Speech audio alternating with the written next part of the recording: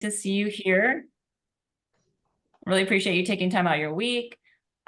We've got some terrific guests for you this evening. We will keep the schedule moving as best we can. We always need to be flexible for folks' schedule.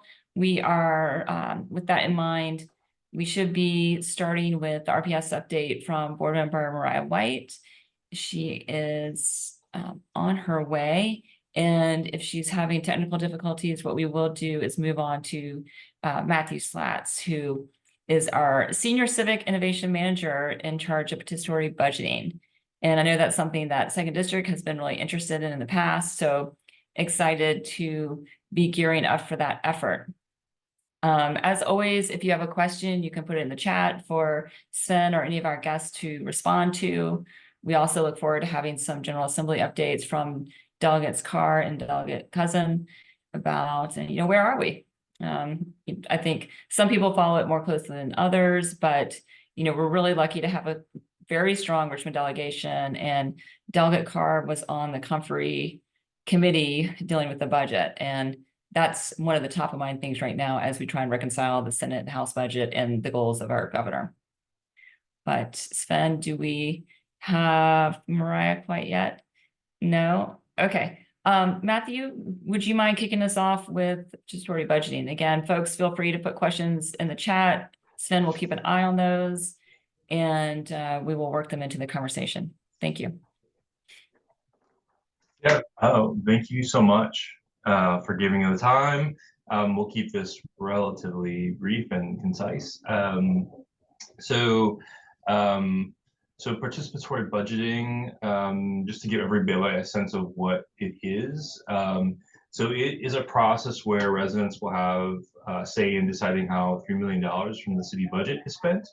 It's a process that's been going on in planning for a few years, and we'll kick off this fall. And right now we're doing a lot of just engagement with community, trying to prepare them for the start of this process. So the way that it will work is this fall, we'll start off with several months of idea collection. So like you probably already do a lot of times with either with Councilwoman Jordan or in your civic associations, or talking, like we'll be just collecting ideas for what can make your neighborhood better. So that will go on for a few months, and we'll have all these really amazing, fun, and interactive ways to hear from you. And then after that, then we go into what's called a proposal development stage, where we'll take all those really amazing ideas and then turn them into proposals. So, if you're wanting a speed table in your neighborhood, which I hear those are needed, what does it really take to put a speed table in your neighborhood? So groups of community members will come together, and they'll think through all that. They'll do a bunch of research and relationship with the traffic engineers, and what they'll do is they'll come up with a proposal for what the project will actually look like. So it'll be costs, description, all the good stuff that you need to actually get that together. And then once that is done, it will go onto a ballot, and the community will have a chance to vote for the projects they think will make the most impact. And so the way we're doing this too in Richmond is that each district's going to get like a piece of is going to get $200,000. And then on top of that, there's an equity fund which would allocate some more funds based on allocating some funds to neighborhoods in need that we want to put some other investment into. So there'll be a definite $200,000 there to do some projects, which I will be the first to admit isn't a lot of money, but it's something. And in our pilot year, we're just trying to do a bunch of projects that we feel the community wants and needs, and we can be responsive to. So participatory budgeting has been going on around the world for over 30 years. We're not inventing anything totally new, but we've had this really amazing group of community residents come together and design a rule book. Show you that, and we'll share some links. And that is a design, again, done by residents of Richmond to figure out how this process is going to work. And they've done a lot of amazing work to kind of pull that information together over the last year and a half. But we're really excited to see this move forward. It's the first time it will be done kind of officially in Virginia. Our closest neighbor that's doing it is in Durham, and they've been doing it for a few years. And we're in deep conversation about that. And Ryan, who's been helping me out, is posting links to all the good information on our website. But we're really excited about talking to you and getting to know you and building a relationship, and for the city to have another mechanism for not only listening to you, but then taking what you tell us and putting it into action.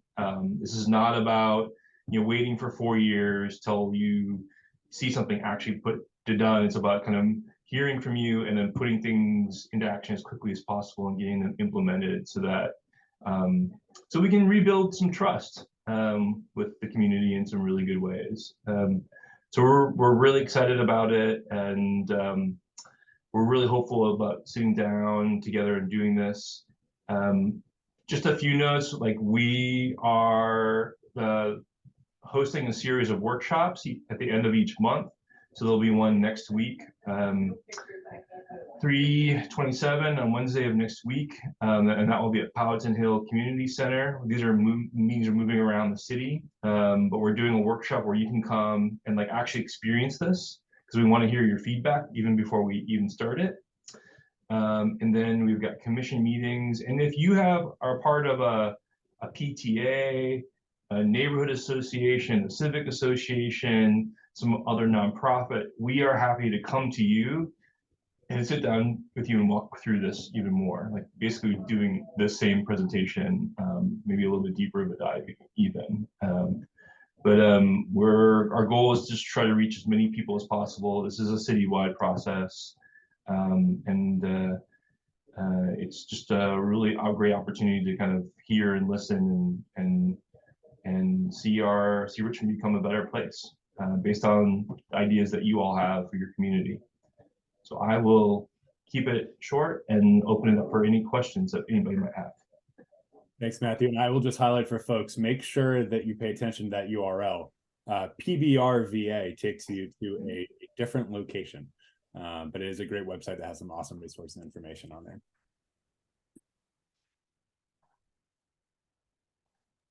And again, if folks have questions, feel free to drop them in the chat or raise your hand and then we can unmute you. And I'll just give a real shout out to one of our second district folks that was working on that is working on that steering commission. That is Jerome Legions. I know a name that many on the call here tonight know, but it's definitely been a citywide effort, and we've definitely had some great folks stepping up in the second district.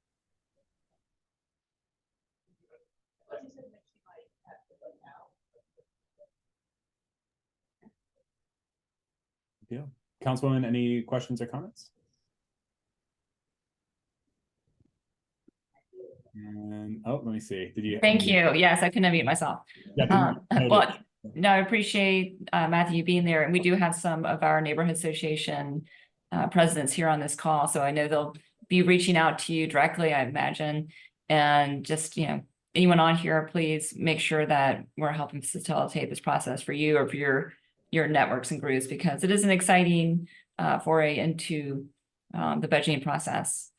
But if there aren't any questions, I think we will loop back to our school board member, Mariah White. Good evening, everyone. Good evening. I'm sorry I'm late, but I'm just getting off and get ready to go to another event. It's good to see everyone in the second district. So I would like to start off with giving kudos and congratulations to our principal in second district, William Fox, Mrs. Danielle Jacobs. She was one of the REB Awards for Distinguished Education. She came in second place. First place was John Marshall, Mrs. Monica Mary. Each person will receive $20,000 to use for their school initiative, and a $10,000 grant where they can use wherever they choose to use. I'd like to also talk about Fox Elementary School. The updates: the city has issued the building, mechanical, and electrical permits. Quinn Evans have resubmitted the gas and plumbing plans to the city addressing the second round of comments that have came to them. So the removal of the windows continue for restoration per the Department of Historic Resources requirement. Gulf Seaboard has started the electrical rough end installation. And you see the abatement and mold in the basement and on the main floor are now complete. So the second floor work is now continuing. Those are the updates for Fox. March the 21st, as you know, this week, which is tomorrow. It's the end of the third quarter if you have children in school. March the 22nd, which will be Friday, we have a 2-hour early release for parents and caregivers so they can attend teachers conference. March the 29th is no school. We will have Wellness Day there. April the 1st through the 5th is spring break. We want everyone to know that. And also April the 10th, they will be off again for another holiday. Ahead El Fitra, Richmond Public School will be closed for that day, as well as May the 27th, Memorial Day.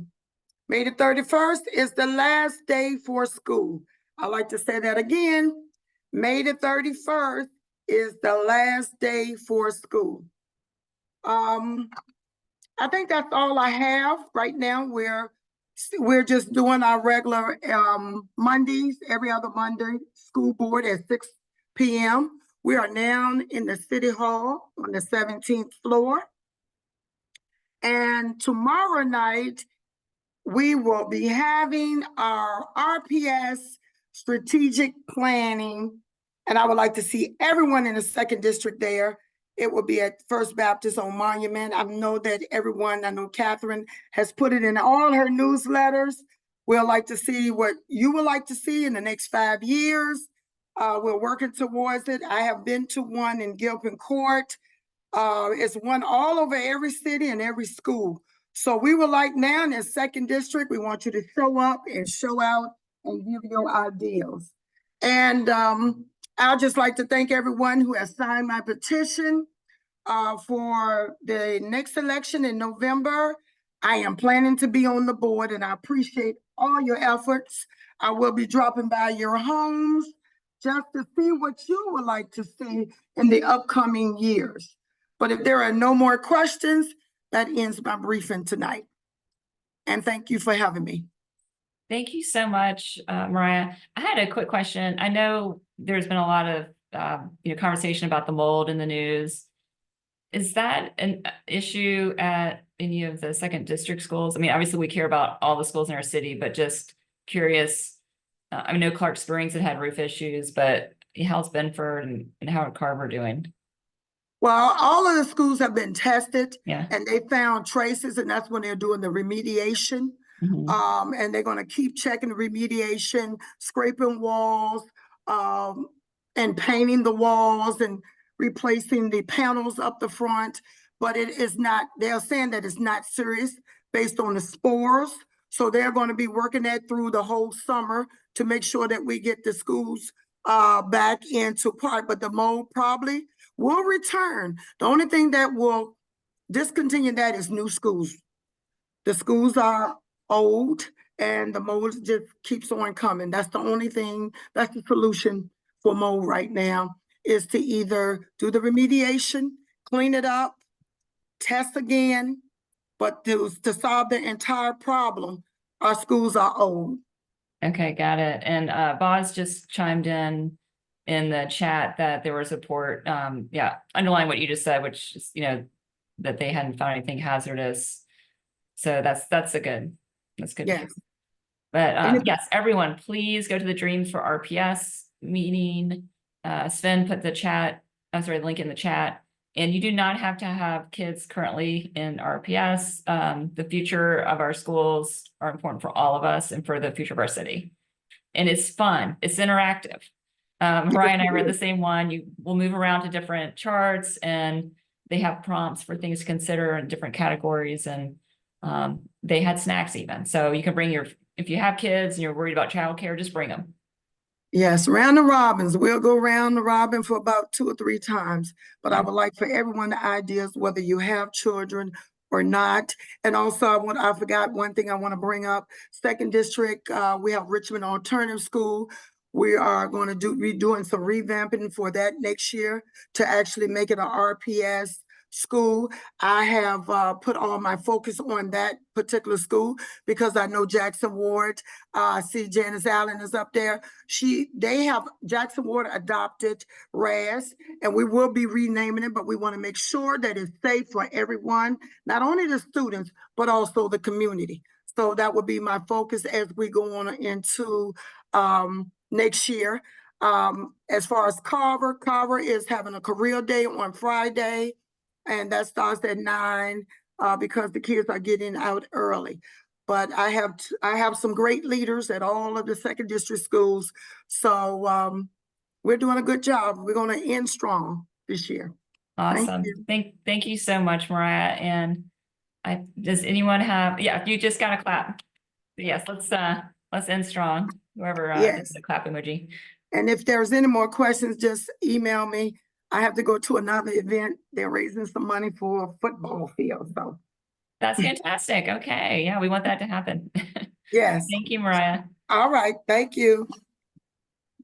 Excellent. And I think, Ray, you should be a co-host now, and we really appreciate you joining us.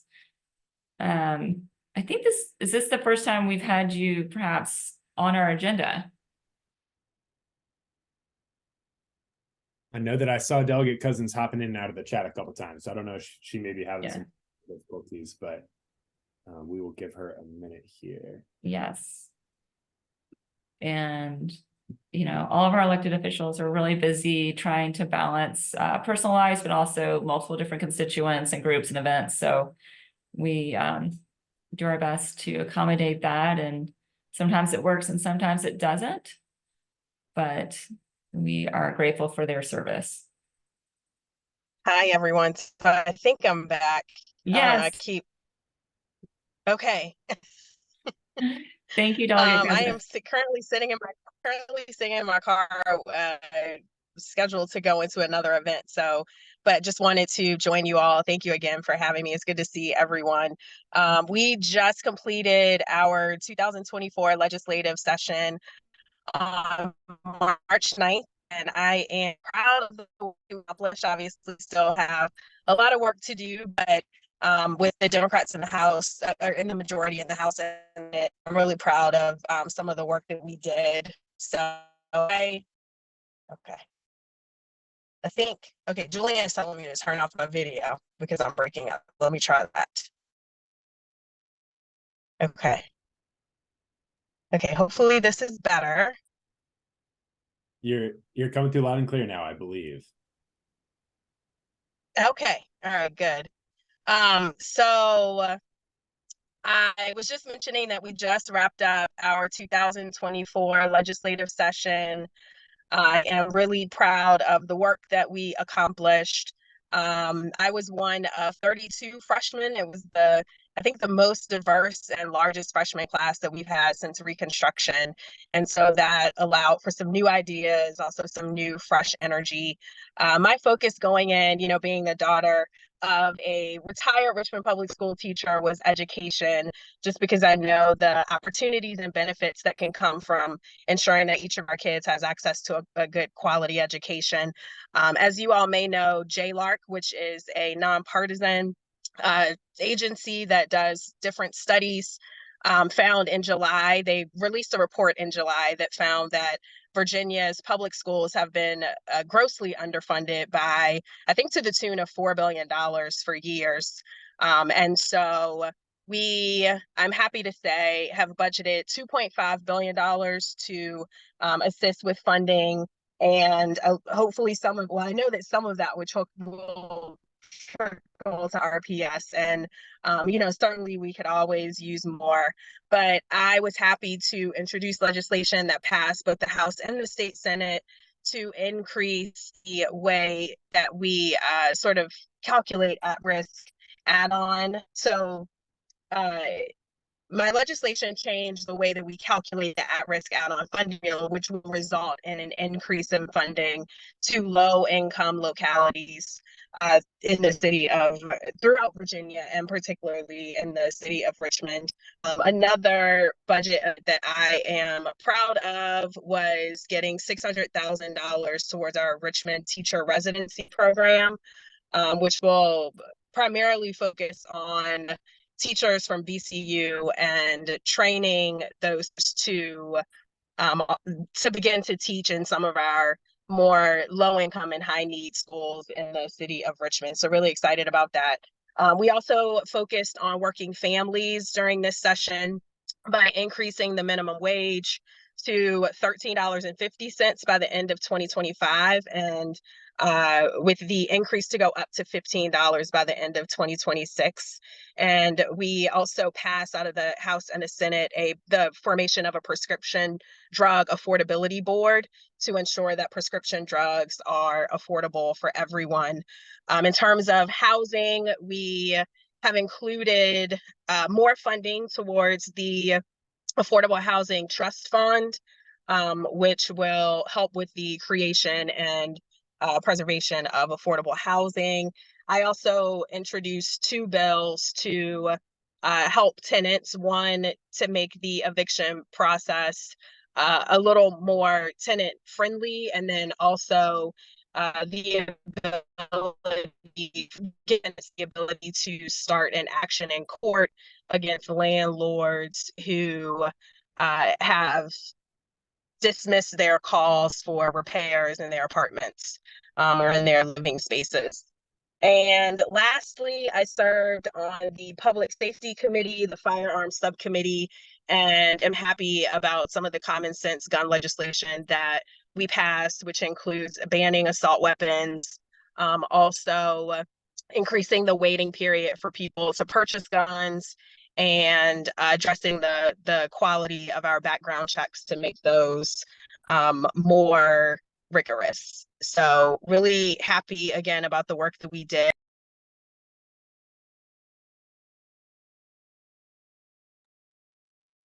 I think that Delegate Cousins may have been at her time limit there. But that was just I'm sorry. Delegate, Yeah, I'm back and I'm welcome sorry. back. Welcome back. Yeah. Thank you.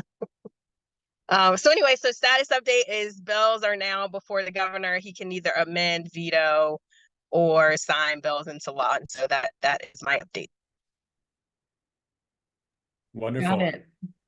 Sorry, Councilwoman.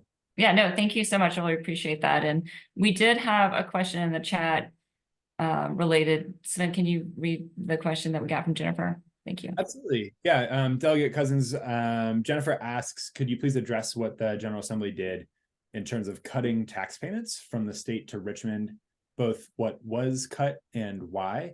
And Jennifer, please do clarify if I'm wrong, but I think this is referring to the VCU public safety deal and some budget language around that.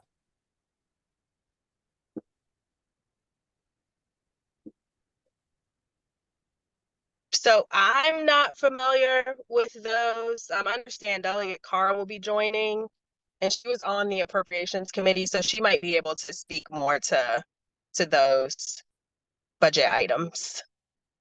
Yeah, absolutely. And we don't see her in the room quite yet, but we are hoping to have her hop on in just a couple minutes. So Jennifer, Okay. happy to kick that to Delegate Carr who hops on. Wonderful. Well, Delegate Cousins, thank you so much. Appreciate you making some time for us this evening, and you're welcome back. Any of our future meetings, of course, but we understand that you have other commitments as well. Thank you. I really appreciate it. And I will be in a place that has hopefully better service the next time. It's okay. We appreciate Thank you. You're very busy schedule. Good to see you all. Good to see you too. And just as a reminder for folks on the call this evening that may not be familiar with the implications from redistricting that took place just a couple of years ago, Delegate Cousins represents the areas of the 2nd District that include Carver and Jackson Ward. And Julian and or Delegate Cousins can correct me if there are other areas in the 2nd District that you guys represent as well, but I know the lines can get a little wonky. Nope, that's it. Got it. And I appreciate that we've got your direct contact information now in the chat, as well as your newsletter for people to sign up to. Yep. Excellent. All right. Thank you. It's good to see you all. Yes, good to see you. Thank you so much. All right. Well, do we have an ETA for when Delegate Carr might be joining us, Sven? No, have not heard from Delegate Carr. I know that she likewise was in transit from another event this evening. And we do not have our next guest, our last guest, our director of the planning department, to give us an update on the zoning ordinance rewrite process. So I'm going to try to get with Delegate Carr here real quick, and I'll be right back with you guys. Okay, sounds good. Well, while we were waiting, does anyone have any general questions here for myself or Sven? Happy to maybe put the general Q&A a little bit early on the agenda. And I have, since we know everybody on the call this evening, I've allowed everybody to unmute yourselves if you want to just go ahead and ask a question. Great.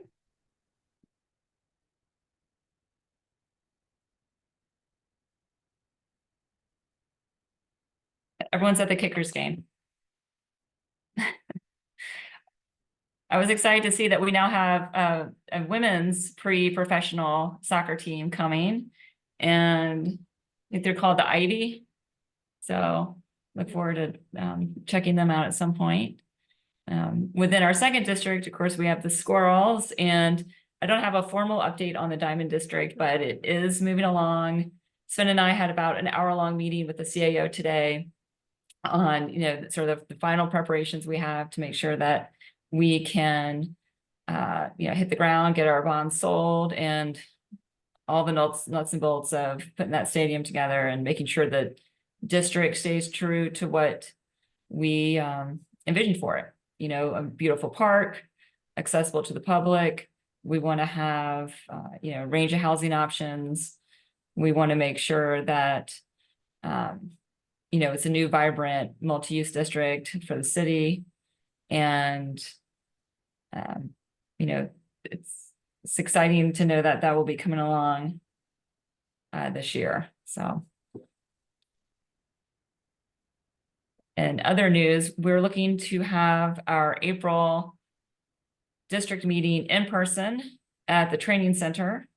So, you know, God willing, we will be able to spread out in the training center. And we're inviting our Parks and Rec director, Chris Felke. I think everyone on here is a pretty engaged citizen, probably already knows that the training center is going to be the new home for Parks and Rec. And they are, yes, I agree. I think this is terrific.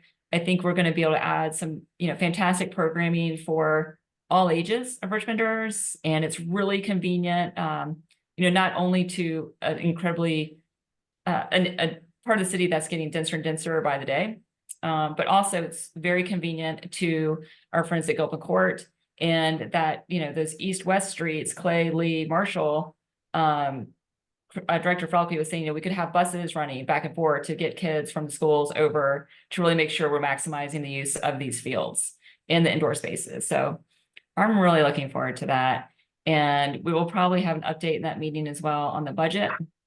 Within our meeting today with the CAO, it looks like the budget priorities that we had been focusing on are moving along. So that was encouraging. And you know, it is a year where we're looking at some new large expenditures.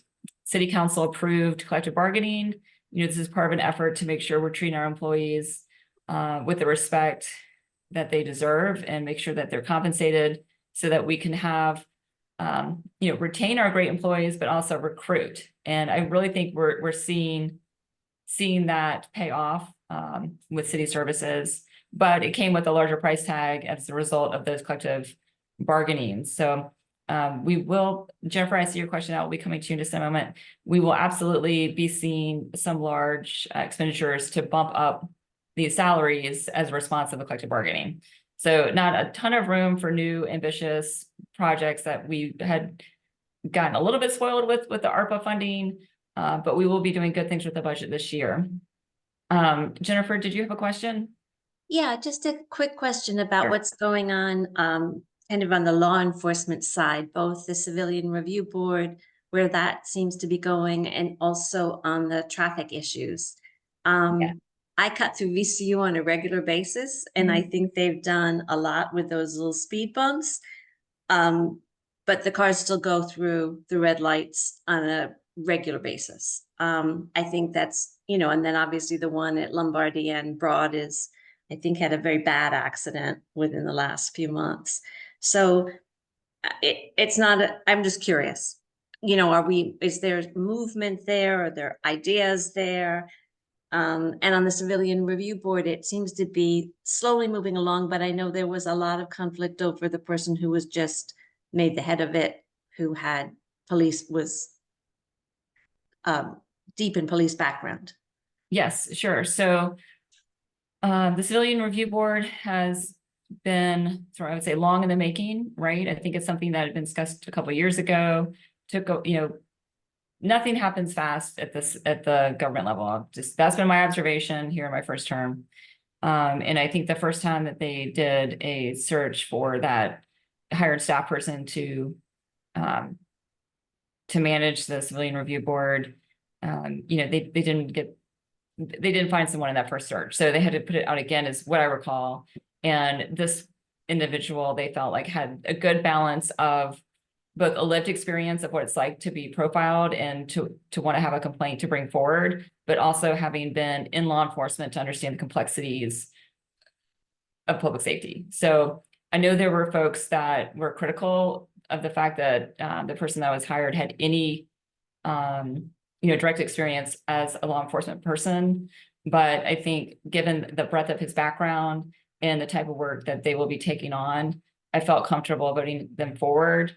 And, if it proves to not be a successful match, then we revisit it. But I don't think we felt like we could keep extending the search, and people were very eager for that body to get to work. And then when it comes to traffic safety, gosh, we're constantly trying to improve. And there was a real lapse in our ability to get the red light cameras going. Initially, I think, there were some legal questions about whether or not we could actually use the types that were being procured by other localities. And then there were just some procurement issues. So I think we were all really eager for those things to get into effect, because you're right, people blow through red lights like it's a suggestion. And it's really scary. So I don't know, Sven, if you have anything to add to those two items, increasing our traffic safety and then the Civilian Review Board. Yeah, so Jennifer, just wanted to reiterate, thank you for asking those really important questions. Definitely topics that we're thinking about a lot and hearing from residents about pretty much every day. We actually spoke with the newly hired administrator for the Civilian Review Board today, just about where we are in that process. And they're going through a pretty lengthy process of developing the board policies and procedures, and then looking at actually establishing a group of folks that would be tasked with reviewing applicants to the board itself, because it's really important, just as important that we get the staff component right. We also need to make sure that we're getting a broad cross section of expertise and residents from across the city to serve. And so that is going to continue to be a lengthy process to make sure that we do get it right. But we are hoping to move that forward as quickly as possible while doing that due diligence. So we are hoping to have that body coming together to meet at some point this year. And then on the traffic safety front, I'm sure that delegates Cousins and Carr may speak to this, or Delegate Carr may speak to this when she hops on. But the General Assembly has been working in this space as well, because we can't do it alone, right? One thing that we know is the photo speed enforcement in school zones that we are just now rolling out on and as I say that, Delegate Carr is entering the waiting room, that we're just now rolling out on a pilot basis was not allowed until the General Assembly allowed us to do that. And if we want to see expanded automated enforcement into residential areas, commercial areas, things like that, we're going to have to continue to push at the state level as well. And then unfortunately, you're right, we have tragic incidents like we had at Broad and Lombardy, where someone ran through a red light and just kept going. And credit to our RPD and VCU PD partners for apprehending that person very quickly. But there are going to unfortunately be incidents like that as well, and we need to make sure that there's accountability for that. With all that said, Delegate Carr, I want to give you an opportunity if you can hear us and you're situated. Thank you so much for taking the time to hop on. We know you're hopping between a million different events this evening, but you should be able to unmute yourself.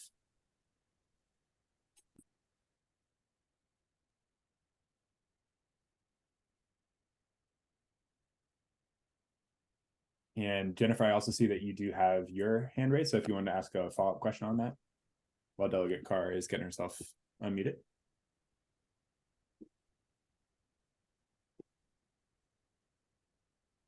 Just still had the hand raised, huh? Okay. I've been there. All right. Delegate, are you able to hear us? You should be able to unmute yourself now.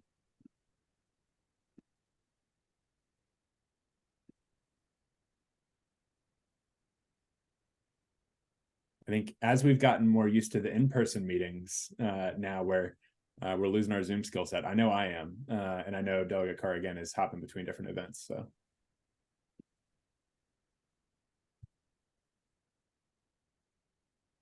but while we wait for the delegate to get situated, any other questions, comments, concerns from anybody?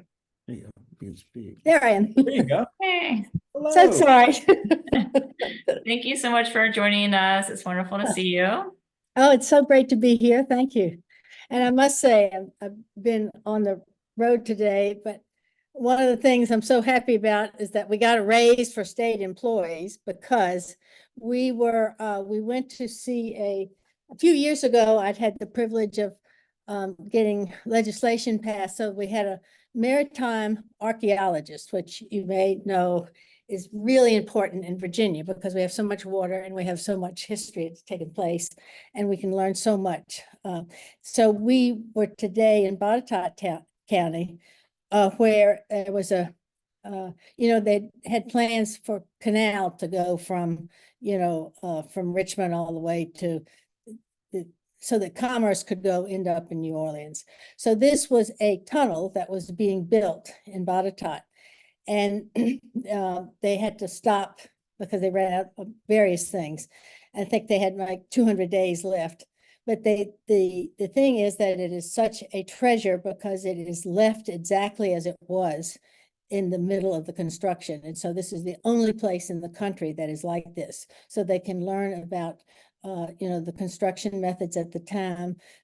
It was built by immigrants, new Irish folks and enslaved folks. It was just, anyway, it was amazing. But the main thing to see was the state, our state staff who are running this, who are so interested, so involved, and they're just such a treasure. So again, that made me happy about the state state employees getting a raise.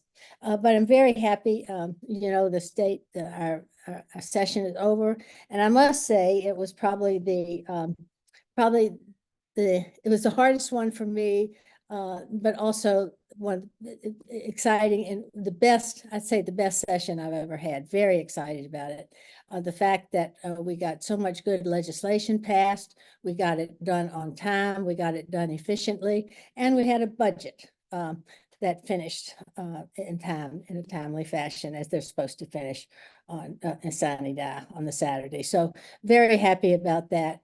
The investments that we made, historical investments in public education. We also made wonderful investments in higher education. There had been none of those in introduced budget. For us in Richmond, we got 50 million for the CSO, and that we're going to have we have plans for dental school. Anybody, one of the conferees had a dental emergency, and he came back and he says, we need a new dental school. And you look up and you see all the wires and stuff hanging from the ceiling, shows. But the fact is that this is such a treasure. It's such a wonderful thing for Richmond to have. This is the only dental school in Virginia.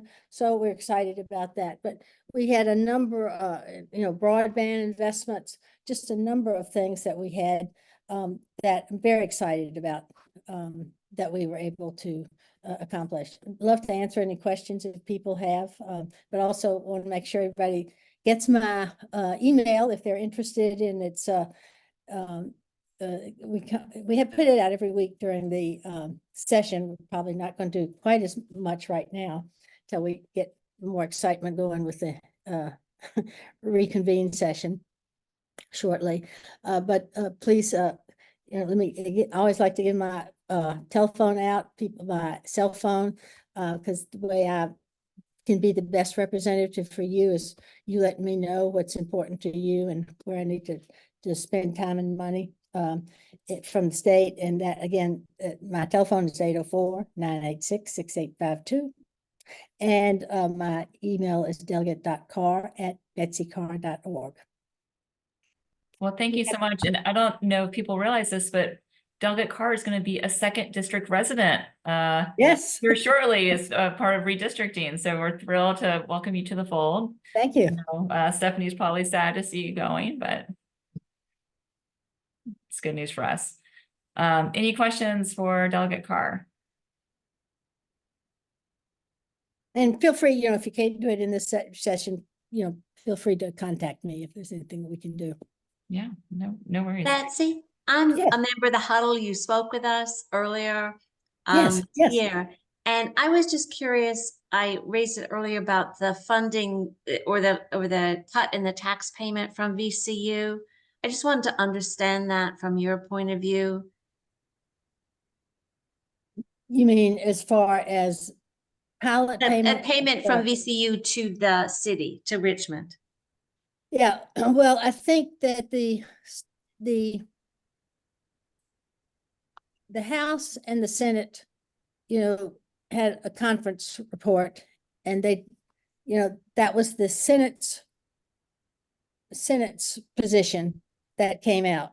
A conference report is a compromise, and so that was not the House position, that was the Senate's position. The issue is that the Senate wants to understand, I think they're concerned about what happened with the the payment. Medical building? Yeah. Yeah. Mhm. And, but the fact is that there was an obligation, there's an obligation to pay in the contract. So I think that's what I don't think everything's been worked out yet, but that's what the controversy is, or why people are concerned about it. Yes, and Jennifer, we actually talked about this in our meeting with the CAO today, and I think what you saw in the news from, was it Senator Deeds?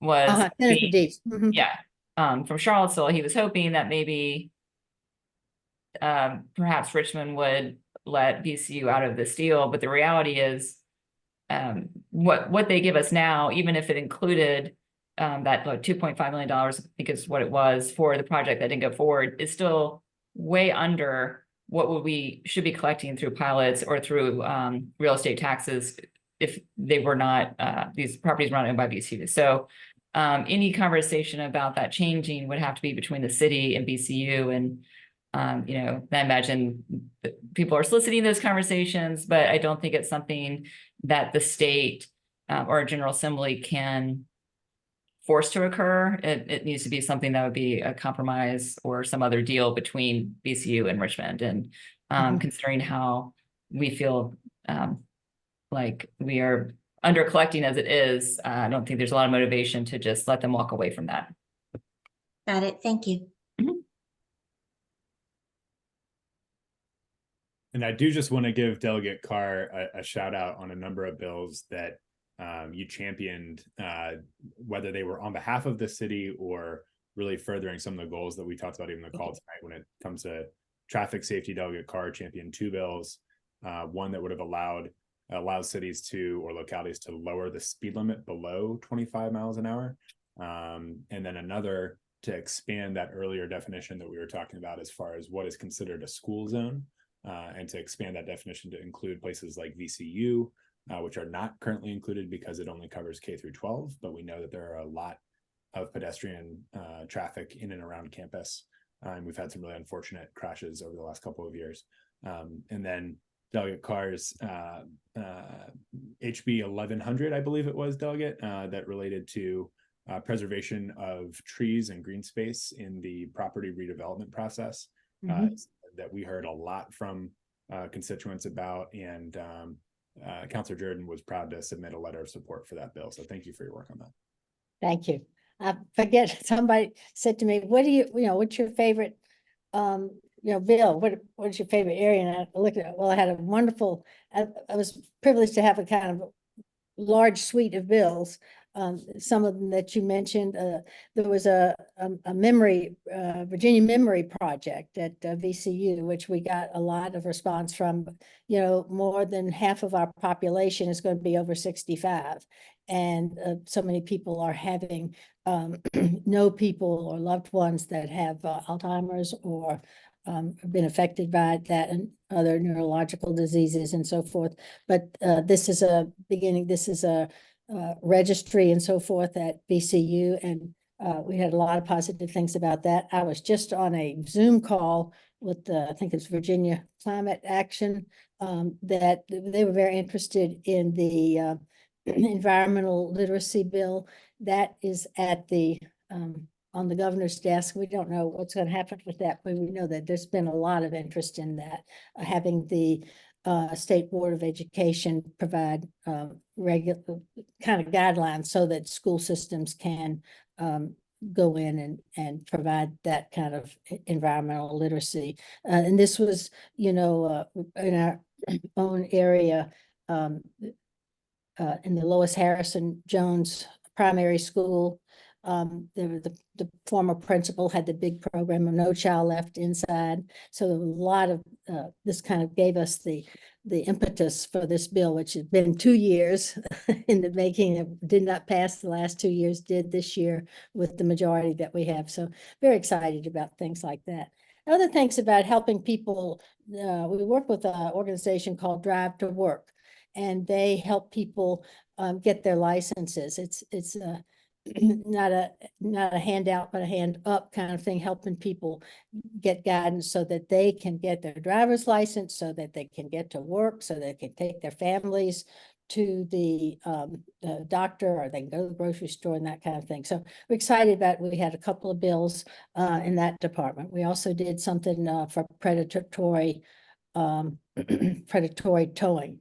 One of the things that I've had, because I'm on the procurement committee, we had procurement is a big thing for our cities and localities and so forth, how they do that and contracting and so forth. But we had one really big bill, which probably people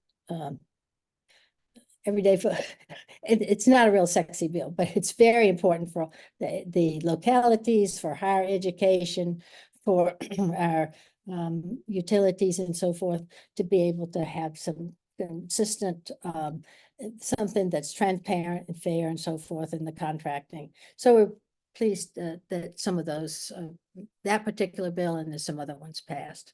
So they were pleased about that suite of bills. Excellent. Well, we appreciate you every day, the hard work that you do on behalf of Richmond and residents across Commonwealth. So thank you for joining us this evening.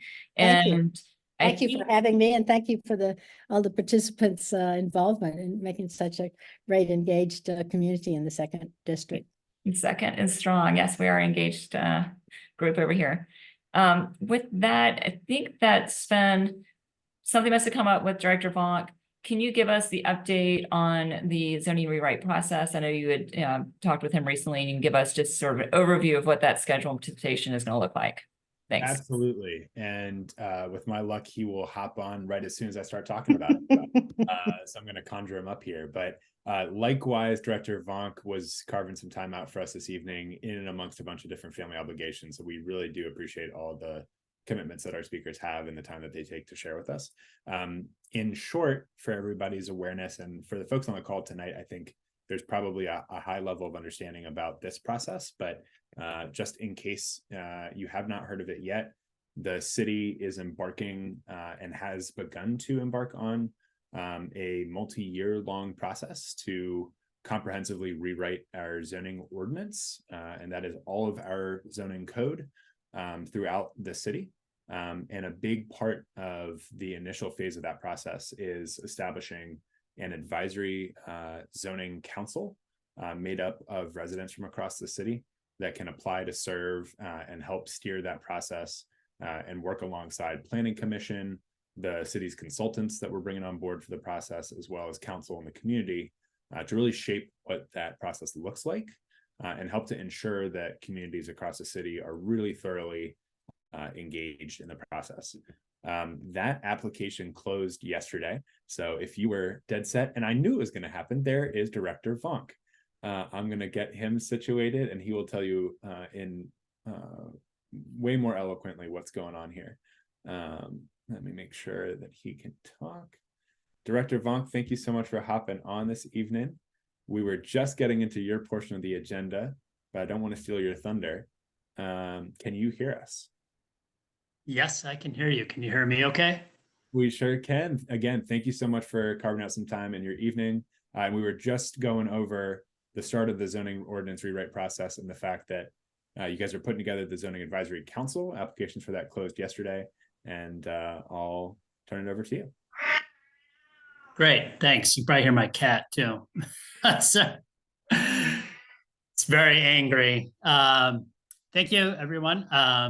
So I just want to go through, and am I allowed to share my screen at all? It looks like I can. Yes. I'll just give you a quick abbreviated version of what is happening. Yeah, I know. And I'll keep my camera off so he doesn't need more attention than he really needs here. I don't know. I think there may be some folks on the call that want to see the cat, but that might just be me. Maybe when I'm finished. I'm not wearing a bow tie, so I'm also really shy and nervous about things. He's 16 years old and just had surgery on his ear, so he's at home recovering. All right, but that's not why we're here, right?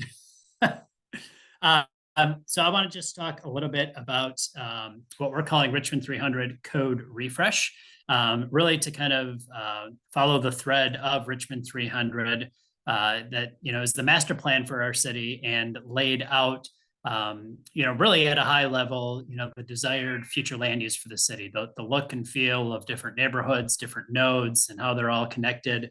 And this is one of the particular tools that we have to really help us achieve that vision. So the purpose, why are we doing this? It was one of the 6 big moves that was discussed. And so we look at how do we direct growth to appropriate areas while maintaining existing neighborhoods, as well as creating new authentic neighborhoods adjacent to transit.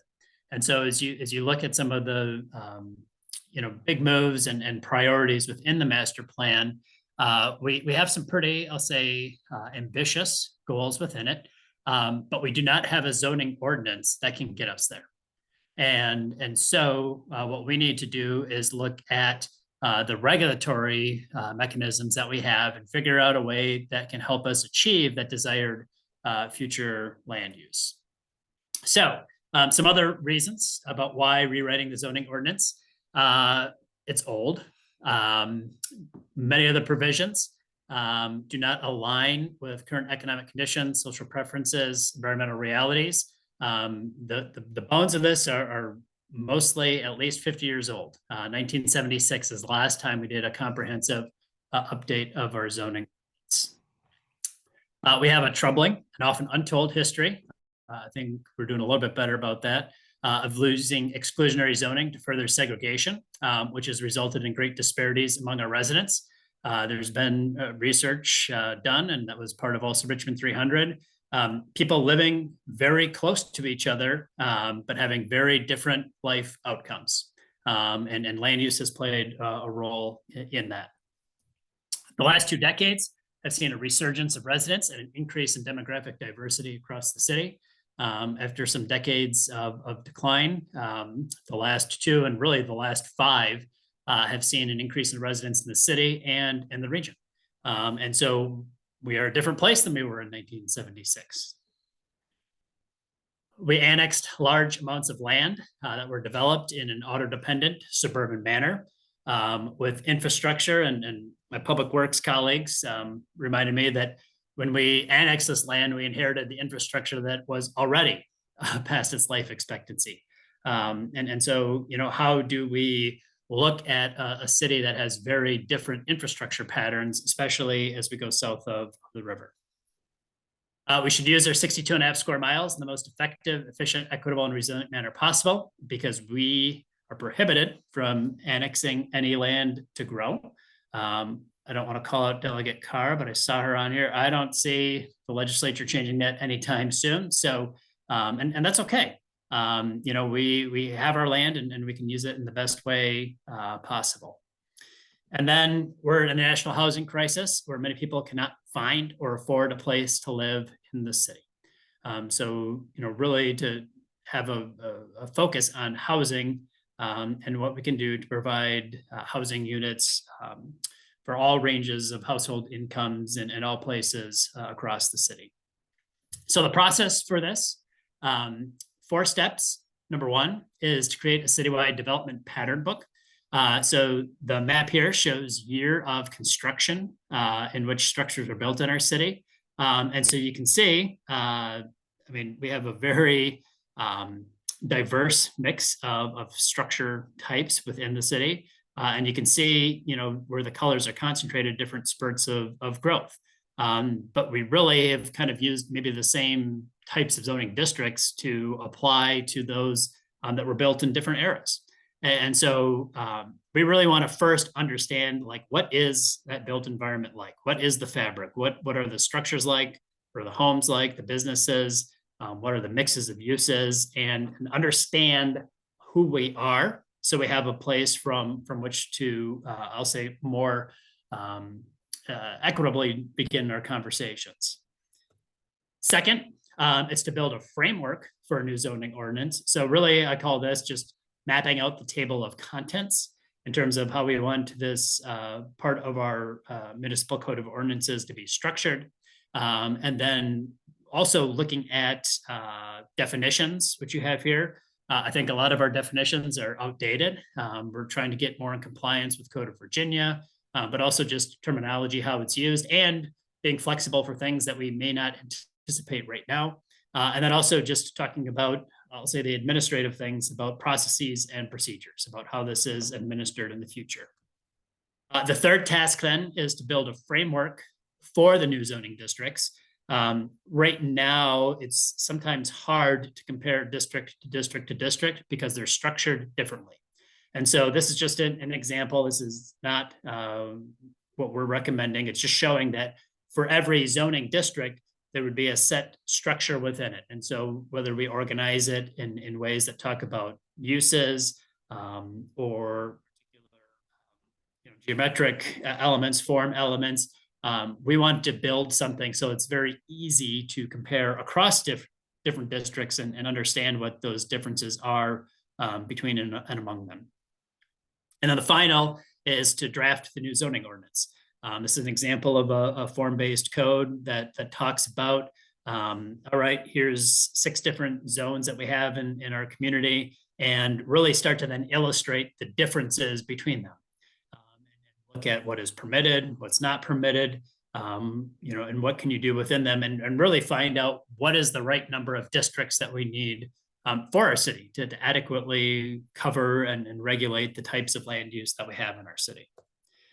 So as for the timeline, this year, we're working on the pattern book, the framework, and the district framework. And the next year is a process of drafting and mapping. We have done internally some work on that pattern book, so I think we'll have a pretty good head start on that. And then we'll start working on putting together the framework pieces later this year. And as far as the people involved managing the project, for our charter and code, the City Planning Commission is responsible for planning in the city, which includes our master plan and a comprehensive zoning ordinance. So they are leading the efforts of this project. Ultimately, whatever is adopted goes through a process and will be adopted by City Council before it can become law. But in terms of the management, it will be through the City Planning Commission. I think as Sven mentioned, an advisory council. I'm pleased to say that we had 176 applicants from it. And so going through a process right now to look at putting together that council. And then our staff in planning development review will play the lead in supporting the planning commission along with our prime consultant, Code Studio. They're a firm based out of Atlanta. They've got offices across the US and have done some pretty extensive work. They were selected through our RFP process. They're bringing in with them some number of sub-consultants, primarily Utile to help with the pattern book, and then Brick and Story and AvidCore to help with engagement. And then they will also bring in a number of, I'll say, smaller consultants to help with drafting, mapping, legal support, some discussion about transportation and economics. So that is what I have, and thank you for the time this evening, and happy to take any questions that you may have. Thank you so much, Director Vonk. Let's see if there's anything in the chat. And as a reminder for folks, you can also unmute yourself now. Kevin, hi, Kevin. This is Janice from Jackson Ward. I do have a question. I don't know if it fits here or not, but how does the cultural, what is it called now, Heritage Stewardship Plan fit with this? Where does that fit into the process? Sure, it does. I think, in terms of parallel pieces, one of the things the stewardship plan is looking at, in terms of, I think, expanding and telling a greater story about resources in our community, and looking to better identify what resources need to be preserved, conserved, and just get a more fuller understanding of it. Within that plan, they will look to identify and recommend policies to help implement those things. Some of those may be regulatory in nature. And I think some of that will influence what happens in the zoning code when it comes to, I'll call it special districts or overlays. When we talk about things like in the zoning ordinance, having stipulations for demolition, having stipulations for archaeology, and the tool that we use right now is our city old and historic districts. And so to have that, I'll say, better inform, most likely when it comes to mapping and identifying particular resources in the city. Excellent. Thanks, Kevin. Sure.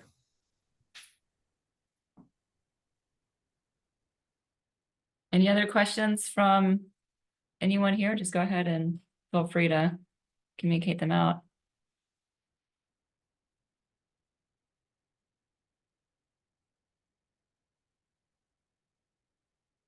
Some quiet group tonight. All right, well, as Sven had started by giving an overview of sort of where this was coming from and what we sort of thought the schedule was, but obviously you're going around to district meetings, doing presentations. I'm sure some of our civic associations would welcome, some more direct interaction as well. How available is the planning department for that level of engagement, or is that something that the consultants are doing? I will say both. So I think we're probably going to, lean on the consultants to do some of the larger engagement events, though they will assist our staff in doing smaller pieces. I think one of the things that we want to make sure that we do, and our meeting this week is actually to firm up and discuss our engagement strategy, to make sure that we're thinking about everything that we need to think about, and maybe some things we don't. I know we learned a number of things through Richmond 300, and so some things we'll do, other things we may do differently. I think one of the big pieces that came out is to meet people where they are, and not expect everyone to have to come to a quote unquote formal public meeting. And so we're going to try and look for opportunities, through meetings like this or neighborhood associations, civic groups, to be able to come and discuss and have information available, but to listen. And so, yeah, I think we are very open to doing that. And we'll be discussing maybe just the process in which that happens. You know, and I think for this year, what we're really going to be looking at, especially for, you know, big parts of the second district, as we develop that pattern book, you know, it's really trying to identify like who we are in our individual neighborhoods. And so I say this is the pattern book is how we take like the look and feel and turn it into math, right? And thinking about like, what does that mean in terms of building heights and setbacks and different features and lot sizes and all those other types of things that start to capture, you know, the pieces that make the neighborhoods that we are. So I will say for sure in the coming weeks, we will be reaching out, and if we don't, or you don't hear from us, please don't hesitate to reach to us to make sure that we're having those conversations. Thank you. And one thing that was suggested in a different meeting was sort of the need to help educate our local journalists on these different planning topics so that when they're reporting it out, they can really be allies and communicating what's happening and where we are. I think that would be incredibly useful. I don't know if it's something that we could bring in, maybe Plan RBA or another agency. I know you guys are pretty maxed out with your current workload, but just to the extent that we can help educate people on the basics of 101s of planning and what zoning is, so that when they get to this engagement opportunity, they feel a little bit more educated and that they can participate. Because you know, it's daunting if this is not something that you're slightly familiar with. It's daunting when you are familiar with it to think about rewriting the zoning for your city. But just wanted to put that out there if you had thoughts, Director, on how we could help level up the basic knowledge of planning and zoning for our residents and our journalists. Yeah, no, thank you.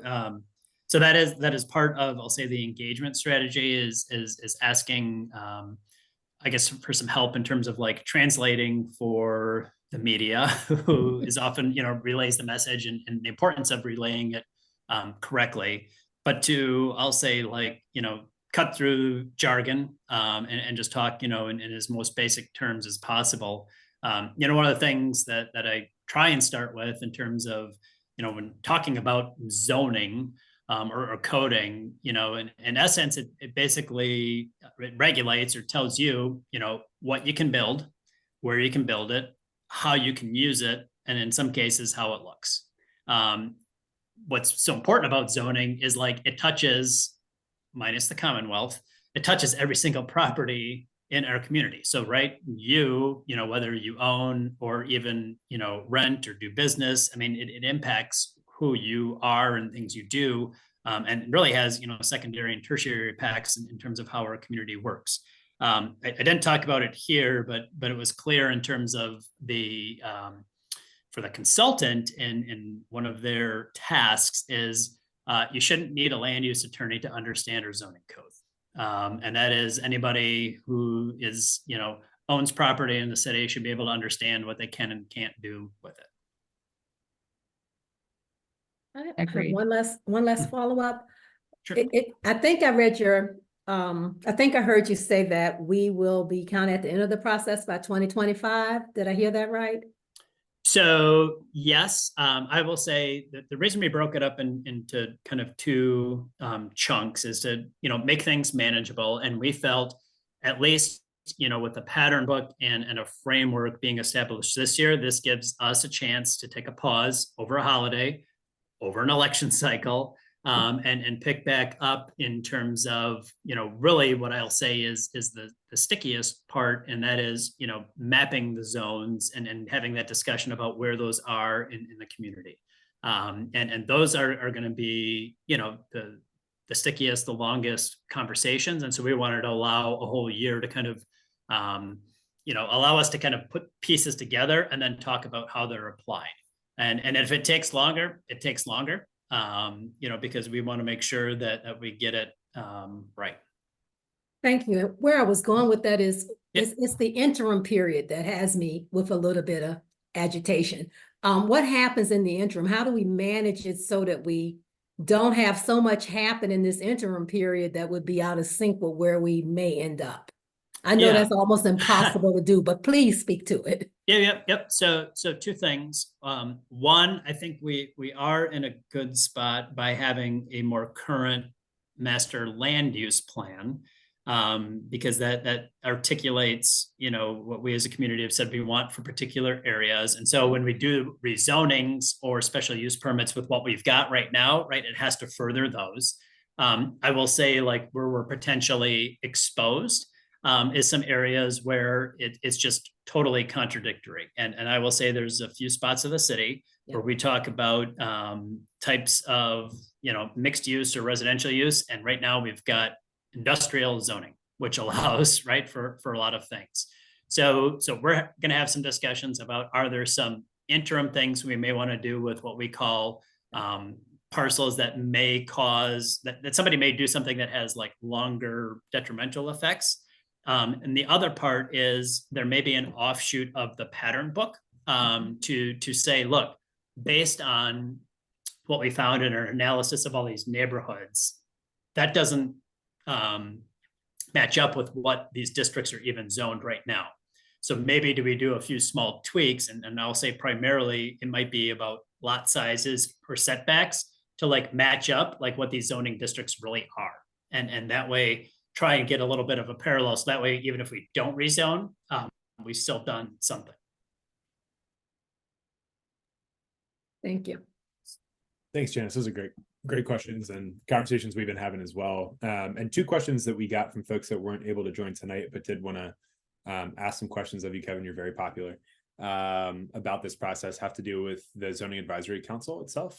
And that is, one, if you could lend some additional clarity as to the appointment process, and two, related to that, what that timeline will look like, do you anticipate, as far as actually bringing those folks together? Sure. So per, I guess, our charter and the rules of the City Planning Commission, they have the ability to create ad hoc committees to further serve purposes of the Planning Commission. And so we are mirroring this after Richmond 300, and that is the Planning Commission is to establish this advisory body. They passed a resolution with a certain number of slots that technically the chair of the Planning Commission is responsible for appointing. And then there's a slot for, well, specifically there's two slots for the City Planning Commission chair, one for Board of Zoning Appeals, one for the mayor, and one for council, that those entities can appoint somebody. It can be one of their own in terms of somebody off that body, or it can be somebody else, but they have slots to appoint that.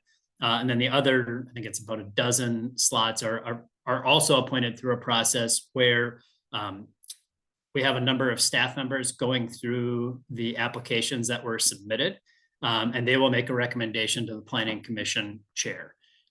What we looked for and what we're hoping to get is, I'll say, a diverse body, and diverse, I'll say, in the broadest sense of questions we asked, of age, race, gender, tenure in the city, location, occupation, education, and right, to try and get 12 to 14 people that fit everything that Richmond is tough.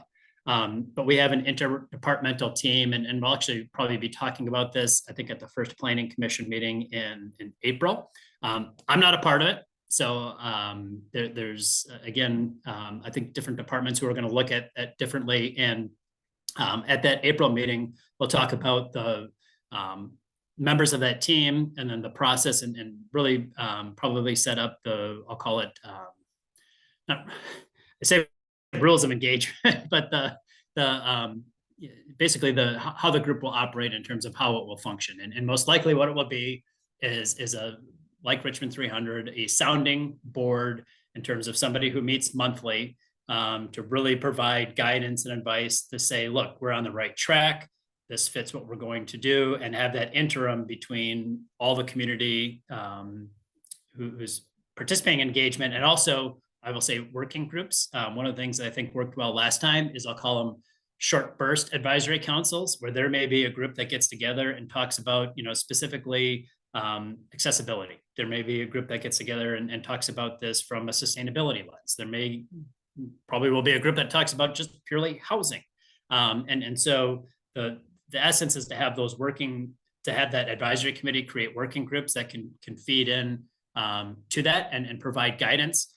Ultimately, though, in terms of, I guess, adoption, they will make recommendations to the Planning Commission, who ultimately has the role in adopting, and then again, final by City Council. So what I'm hearing is if you didn't make it onto the Zoning Advisory Council, there are going to be other ways for you to participate as well, correct?